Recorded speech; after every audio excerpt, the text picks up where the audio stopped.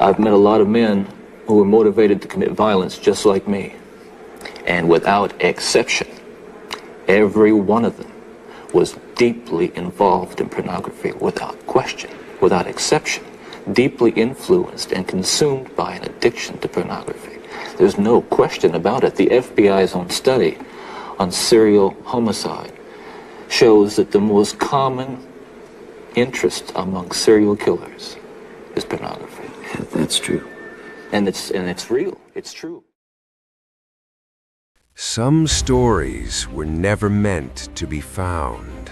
This is where we uncover crimes, disappearances, and the creepiest mysteries hidden online. Ged Code Diaries. Dark Side.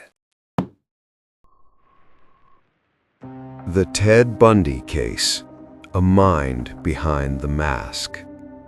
In the quiet suburbs of America during the 1970s, a killer walked among ordinary people.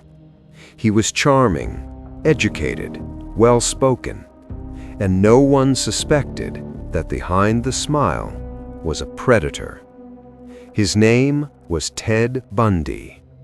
Born as Theodore Robert Cowell in Burlington, Bundy's beginnings were shadowed by secrecy. He was raised believing his grandparents were his parents and his mother was his sister. As he grew older, the truth surfaced, and something inside him began to fracture. On the surface, Bundy appeared normal, intelligent, even likable. He attended the University of Washington, studying psychology and later law. He volunteered for political campaigns, worked at a suicide hotline, even helped people in crisis. But beneath that carefully crafted persona, something darker was growing. In 1974, young women began vanishing in Seattle. College students, bright, full of life. Witnesses described a man, handsome, polite, sometimes wearing a fake cast or sling. He would ask for help, loading books, moving objects. His name, he often said, was Ted. One day, two women, Janice Ott and Denise Nusland, disappeared in broad daylight from Lake Sammamish State Park.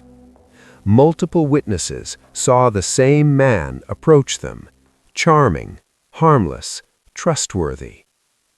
It was the last time they were ever seen alive. As fear spread, the killings moved from Washington to Utah, then to Colorado. Bundy's methods became more violent, more confident. He would abduct his victims, assault them, and in many cases, return to the bodies. Investigators began connecting the dots, the same pattern, the same charm, the same name. But the man behind it all remained just out of reach. In 1975, a routine traffic stop in Salt Lake City changed everything. Inside Bundy's car, police found disturbing items: handcuffs, a crowbar, rope. He was arrested. Soon after, a survivor, Carol Duranch, identified him as the man who had tried to abduct her. The mask was beginning to crack.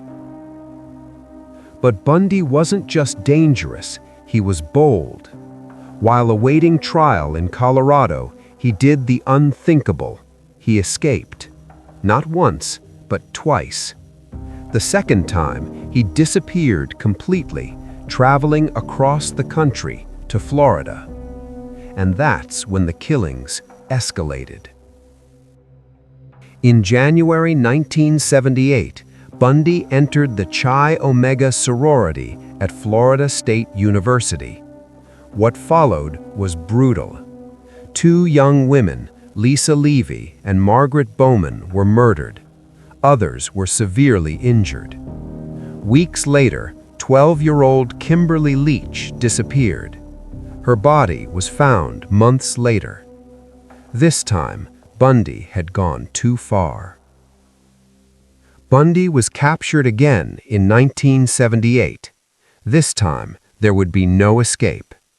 His trial became a media spectacle, the first of its kind to be widely televised in the United States. Bundy acted as his own attorney, confident, smiling, even flirtatious. But the evidence was overwhelming. Forensic experts matched bite marks to his teeth. Witnesses testified. Survivors spoke. The illusion of innocence collapsed.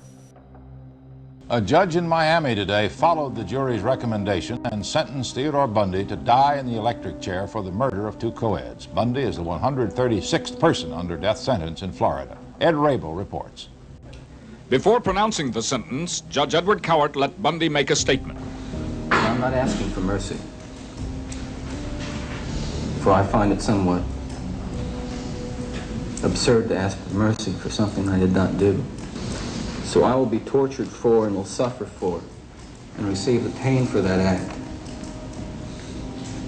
But I will not share the burden for the guilt. In the final days before his execution, Bundy began to confess, not out of remorse, but to delay the inevitable. He admitted to over 30 murders. Investigators believe the true number may be much higher. Shows that the most common interest among serial killers is pornography. Yeah, that's true. And it's real. It's true. On January 24, 1989, in Stark, Ted Bundy was executed in the electric chair. Outside the prison, crowds gathered. Some celebrated, others stood in silence. The story of Ted Bundy is not just about violence, it's about deception. A reminder that evil doesn't always look like a monster. Sometimes it looks like someone you'd trust, someone who smiles, someone who helps, someone who seems completely normal.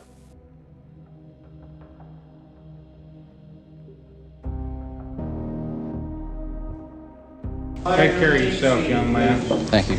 I say that to you sincerely. Take care of yourself. It's a tragedy for this court to see. It's such a total waste, I think, of humanity that I've experienced in this court. You're a bright young man. If you made a good lawyer, I'd love to have you practice in front of me, but you went another way, partner.